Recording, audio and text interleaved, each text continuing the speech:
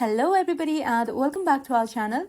In this video, I'm gonna show you how to delete a Facebook page using your phone. First of all, open the Facebook app on your device and make sure you're logged into the account that manages the page you want to delete. Next, go to your page by tapping on your profile icon or selecting it from the pages section. Now, once you're on the page, tap on the menu icon at the bottom right corner.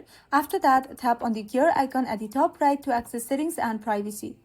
Here, scroll all the way down to the bottom and tap on Access and Control under your information section.